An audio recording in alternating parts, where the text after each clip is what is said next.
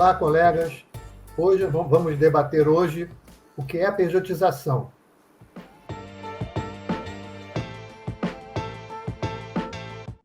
Pejotização é a contratação do médico como pessoa jurídica.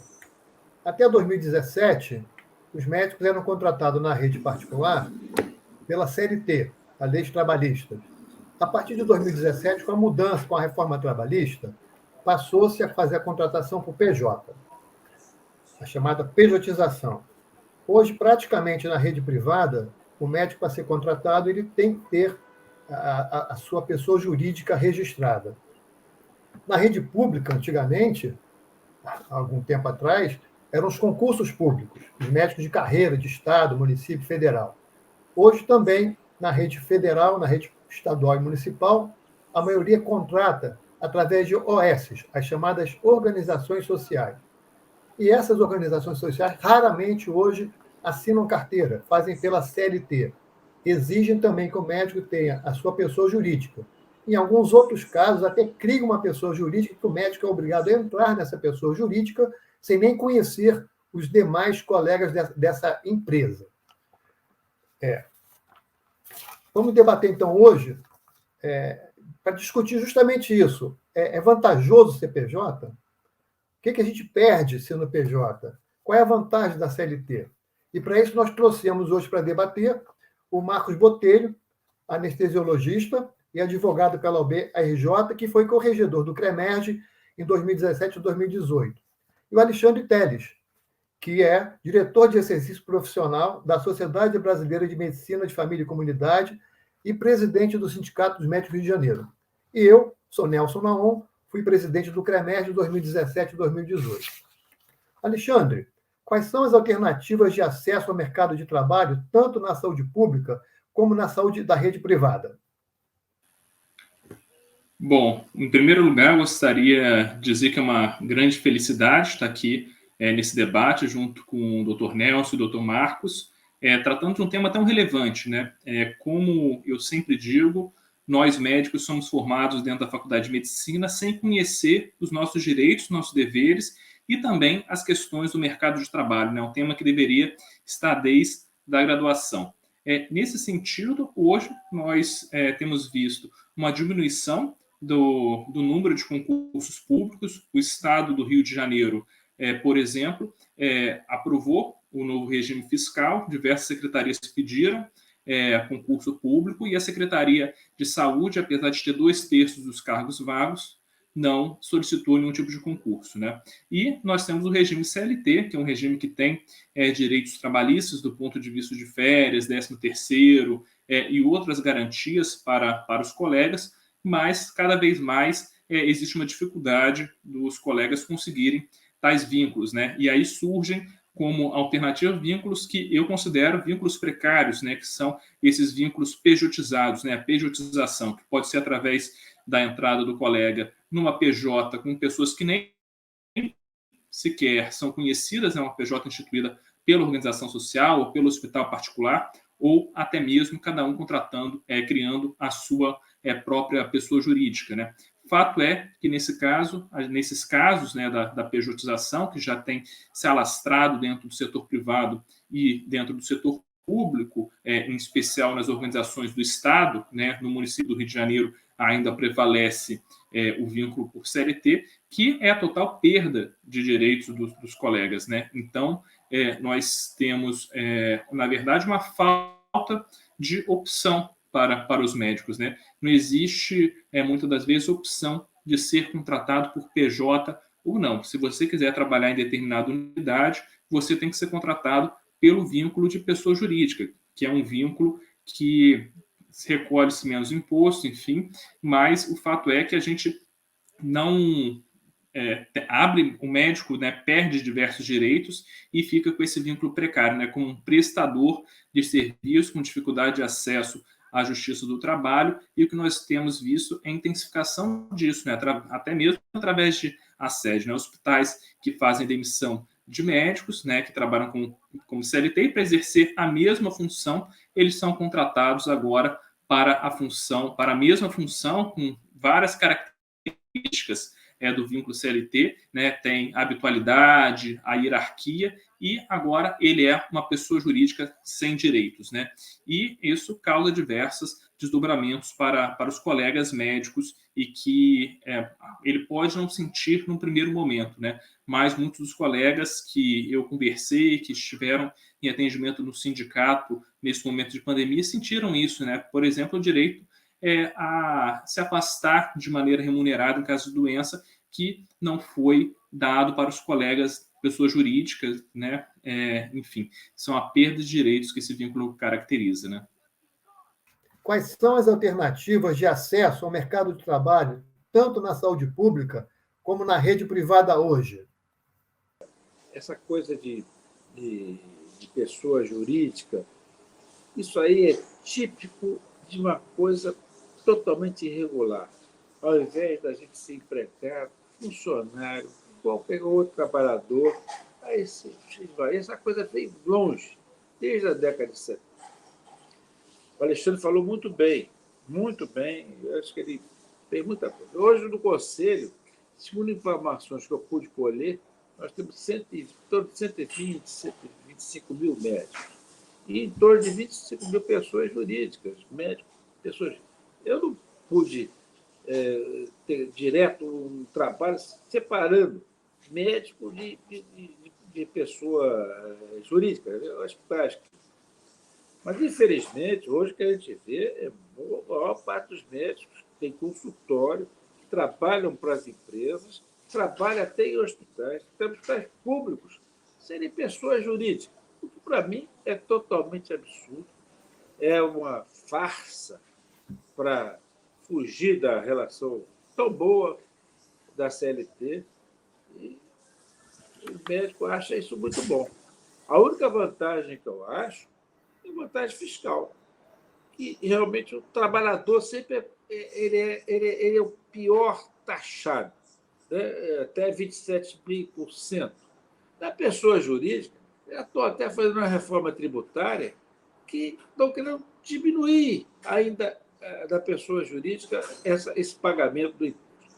Então, eu acho que isso aí, em 1970, começou com esse negócio, década de 70, o negócio de RPA. Foi o primeiro começo do negócio de não ter médico com carteira assinada. Aí vieram outras formas, né? Entraram as OS, e agora a própria OS contrata por pessoas. Então, isso aí é uma coisa complicada. A Previdência Social no Brasil é muito boa, por incrível que pareça, é a mais barata. A Previdência Social que nós temos é muito boa, não é ruim, não. O preço que ela cobra é razoável para o trabalhador, né? E o que esse médico tem? Não tem férias, não tem 13º, não tem a proteção da Previdência nenhuma. Então, vira uma empresa, é uma pessoa jurídica. Ele não vira, ele deixa de ser aquele médico artesão, aquele vínculo com o paciente, para ser uma empresa atendendo o paciente. Eu acho que isso aí é uma coisa muito complicada e a gente tem que tentar. Vai ser difícil, mas vamos batalhar para esse troço continuar. Muito bem. Pedro, nós estamos vendo nesse início de debate a situação da pejotização não é tão tranquila como parece para alguns colegas. No próximo bloco, nós vamos debater a situação do médico na contratação do PJ.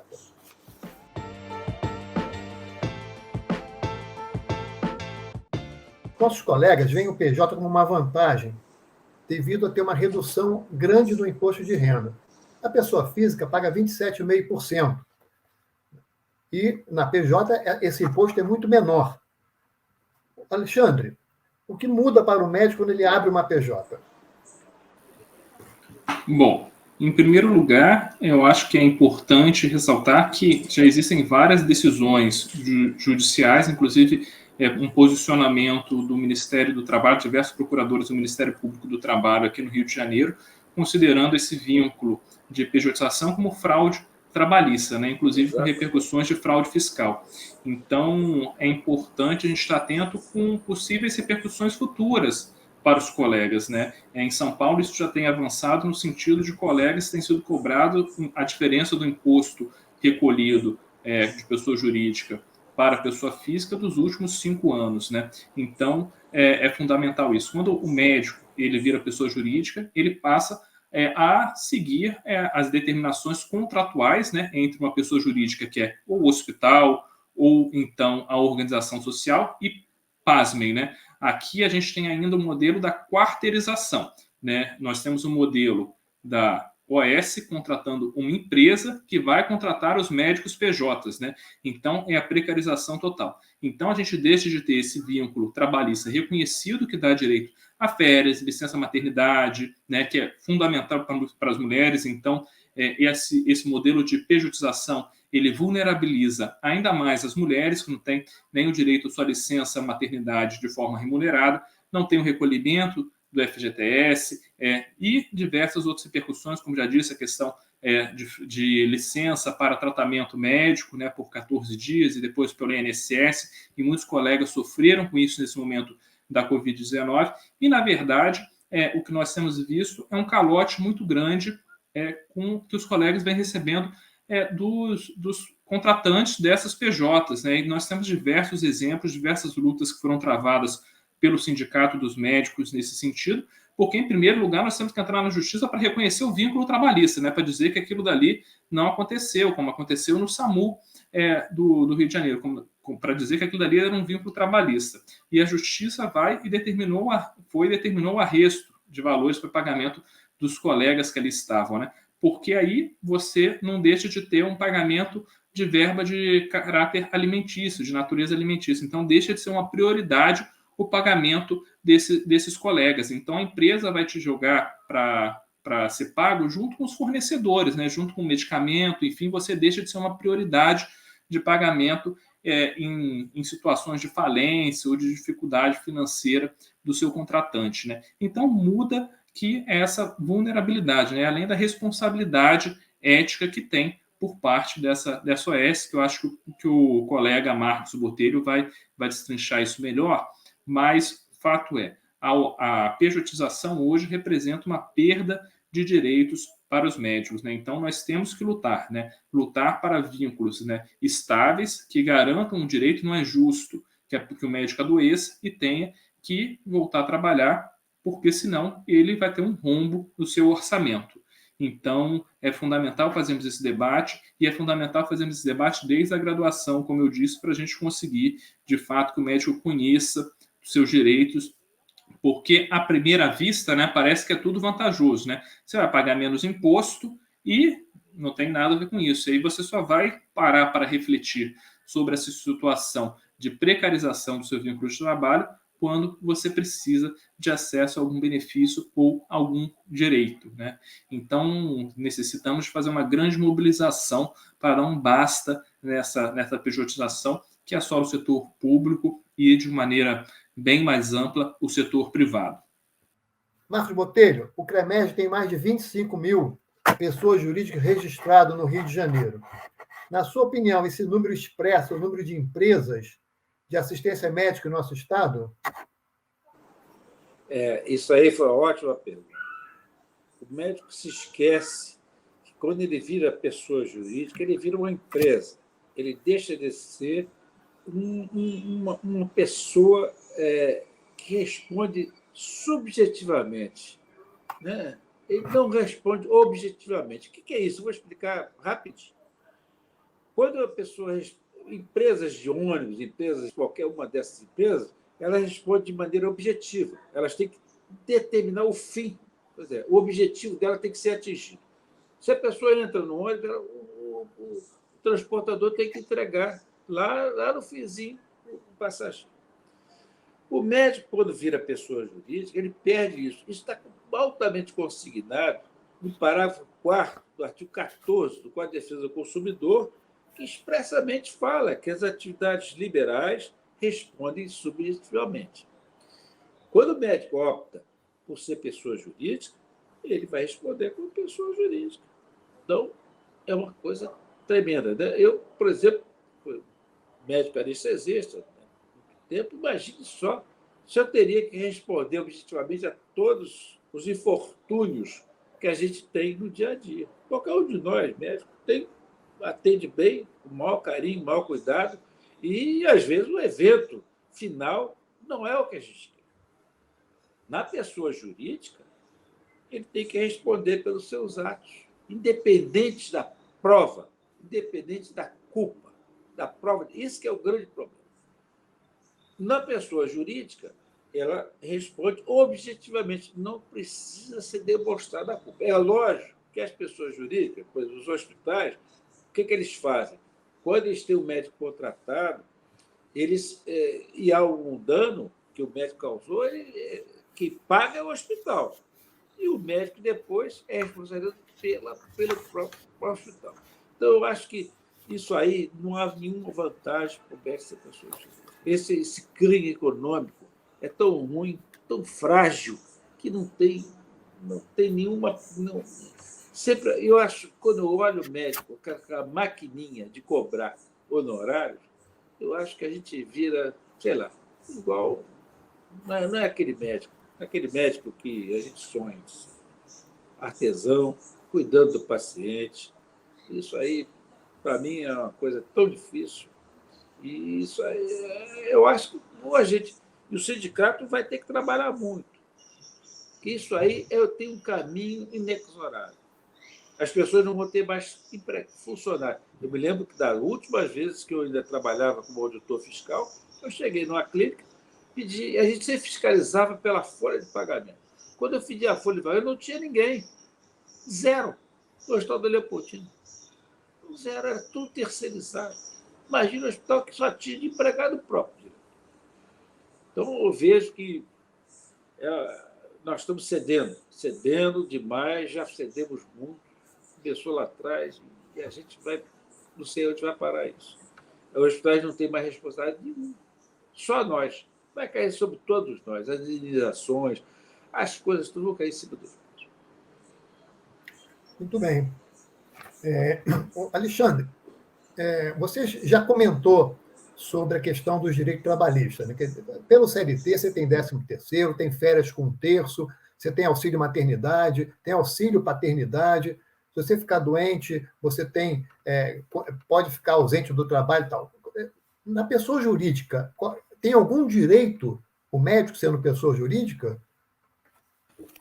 Bom, o médico passa a ser um sócio, né, de uma empresa. Então, ele não é um empregado. A relação trabalhista não está caracterizada.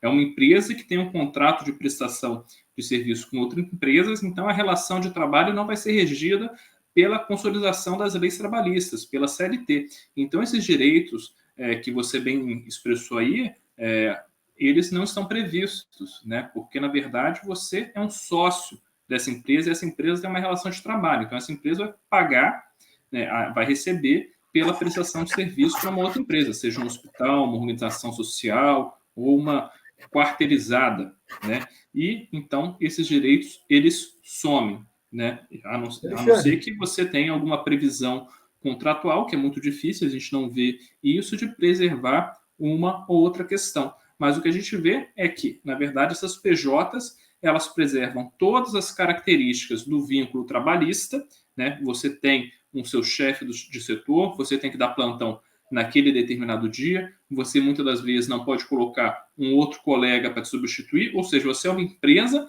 que só você pode prestar aquele serviço, né? E você não pode colocar uma outra pessoa para te substituir, porque o hospital só aceita médicos que são cadastrados, ou médicos que já passaram por determinado treinamento, que já são conhecidos, né? Então, quando a gente pega para ver, inclusive PJs que assinam folha de ponto, né? Folha de ponto como se fossem empregados CLT. Então, a cobrança é conforme a CLT e os direitos são todos negados para os médicos, né? Essas são questões que são fundamentais de serem denunciadas para o Ministério Público do Trabalho, porque, no final das contas, o colega, ele perde dinheiro, né? Quando ele vai ver, ele não tem o direito ao FGTS. O FGTS é aquele dinheiro que ninguém está vendo, né? Mas quando você sai da empresa, você vai e descobre que você tem uma quantia ali para receber, né? Você tem um benefício de ficar afastado por diversas questões e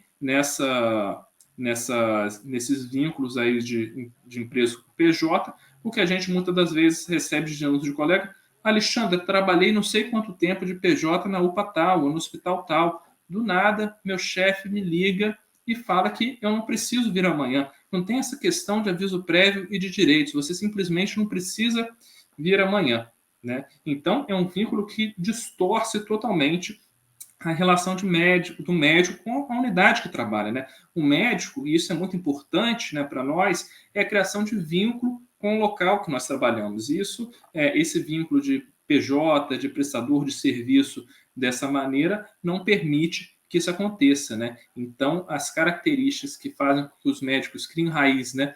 Então, o doutor Marcos foi médico muitos anos do Hospital X, né? Isso a gente tem visto ser desfacelado por esses vínculos de trabalho precários que têm gerado uma alta rotatividade de profissionais dentro das unidades. Obrigado, Alexandre. Eu ia perguntar, mas você acabou respondendo. Quer dizer, o médico, se ele fica sem receber, ele foi contratado como PJ de um hospital ou de uma OS. Se ele fica sem receber, ele vai no sindicato, mas ele não é trabalhador. Ele vai ter que entrar na justiça como uma pessoa jurídica brigando com outra pessoa jurídica, né? Então, realmente, pelo que a gente está vendo aqui no debate, não é um paraíso, não tem muito mais desvantagem do que vantagem. No próximo bloco, a gente vai debater o que podemos fazer para tentar modificar essa situação.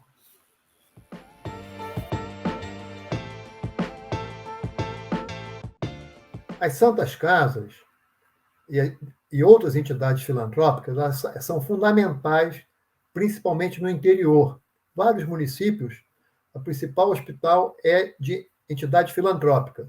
E elas alegam uma grande dificuldade de contratar médico pela CLT devido ao baixo repasse de valores pelo SUS para cada procedimento.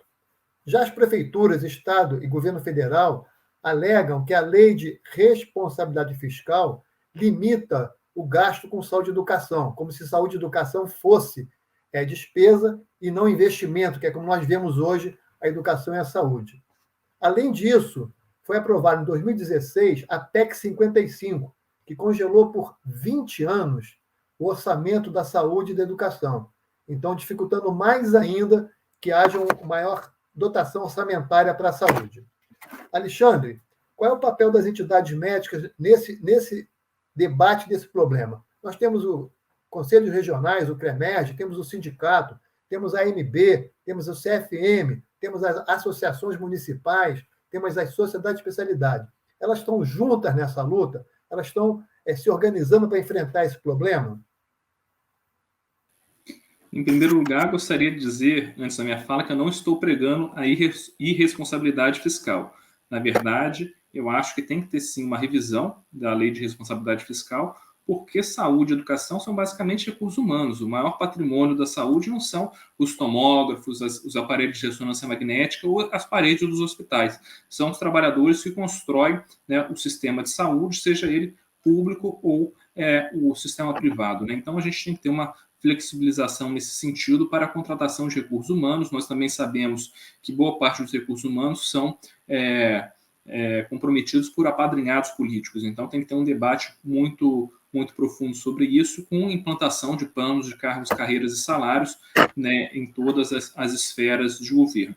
Mas é importante dizer que é uma luta que ela tem que ser travada. E aí eu quero colocar um outro ponto, né? O Estado do Rio de Janeiro aprovou na LERJ, já tem uma lei sancionada, que em 2024 as organizações sociais elas deixam de existir no Rio de Janeiro, né? Então, nós temos essas OS que contratam pessoas jurídicas e que, se a lei continuar vigente até lá, e nós vamos pressionar para que continue vigente, que nós vamos ter que pensar em outros meios de contratação, que a alternativa que eu defendo é que seja através de concurso público, com estrutura. A gente teve agora um plano de carreira do Estado aprovado, já implantado agora no mês de outubro, mas nós temos que lutar agora pelo preenchimento das vacâncias e também por planos de carreira nos municípios do Rio de Janeiro. É uma luta que ela tem que ser feita em conjunto, né, e uma luta que começa desde a graduação, uma luta que demanda uma sinergia de todas as entidades médicas para valorização do médico, né? Acho que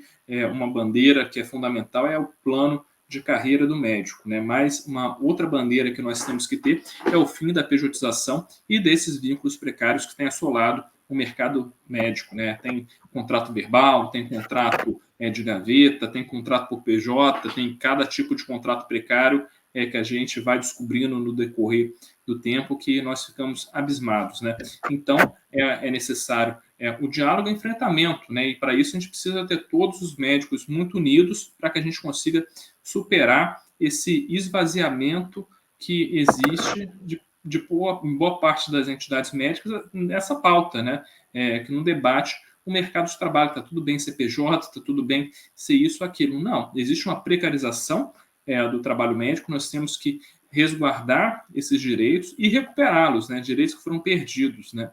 Então, é fundamental, nesse sentido, fazermos esse debate e avançarmos nesse movimento unido com todas as entidades, entidades que compreendam a necessidade, o papel central de vínculos estáveis para os colegas médicos. Marcos Botelho, você foi corregedor do CREMERGE e também você participou, inclusive junto comigo, em diversas fiscalizações. Uma das coisas que nós observamos, antigamente, quando você ia numa unidade como o Miguel Cotto, por exemplo, você encontrava aquelas equipes com médicos há 15, 20 anos, 30 anos. A gente entrava como acadêmico para fazer o estágio como acadêmico, era recebido por uma equipe altamente experiente. E com o tempo, a gente foi entrando nesses hospitais e foi vendo o quê?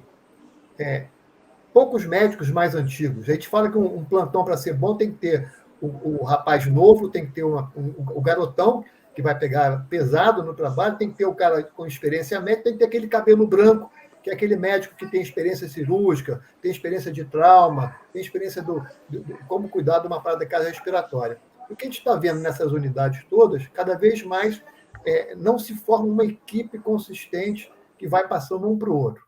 E como é que você vê, então, essa situação que a gente vive hoje nos hospitais do Rio de Janeiro?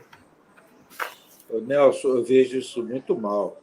Eu acho que o Alexandre deu uma aula sobre essas relações, e principalmente você falou de Santa Casa. Santa Casa, a minha formação toda foi da Santa Casa. E a Santa Casa presta um serviço muito, muito importante. Agora, voltando ao que você falou, eu tenho a impressão que no médico não tem diferença nenhuma para um juiz, para o promotor. Por que o juiz tem uma carreira, tem um fim, tem tudo direitinho? E por que o médico não? Qual é a nossa diferença se a gente presta o mesmo serviço, né? Então, eu acho que o médico foi muito assim, talvez não, falta muito, o Alexandre tocou nisso, falta muito essa coisa da faculdade, ensinar qual é a importância da relação do médico em geral com a comunidade. Só se falava das vantagens, só se falava da menor despesa no imposto de renda, mas não falava que tem que contratar um contador, que você perde as suas férias com 1/3, não falava que você não tem mais o 13º, se você ficar doente. Hoje em dia, as médicas, são mais de 50% dos estudantes de medicina hoje são mulheres jovens, que vão engravidar, provavelmente, vão ter seus filhos, e não vão ter direito de ficar em casa repousando, porque vão ter que... são empresas, são PJs. Então, esse debate é o início desse debate. É fundamental o fortalecimento das entidades médicas, em todos os níveis. Era necessário que os conselhos regionais, o Conselho Federal de Medicina, as associações médicas municipais e a SOMERGE, as sociedades de especialidade, a AMB, e os sindicatos, todos juntos, unidos, discutindo desde a época de estudante, né, que possa entender que nem tudo o que parece uma vantagem de curto prazo pode ser um grande prejuízo a médio e longo prazo. Esse apenas é o início desse debate. Eu quero agradecer muito ao Alexandre Teles, pelo presidente do Sindicato dos Médicos, que deu aqui uma excelente contribuição para a gente, a nova geração de médicos aí na luta pelos nossos direitos, e ao Marcos Botelho, por sua participação também, pela sua experiência, para que a gente possa continuar nesse debate aí. Teremos que fazer novos debates, novas situações, para a gente poder cada vez mais entender melhor o que está acontecendo com a medicina em nosso estado do Rio de Janeiro. Muito obrigado a todos e até a próxima.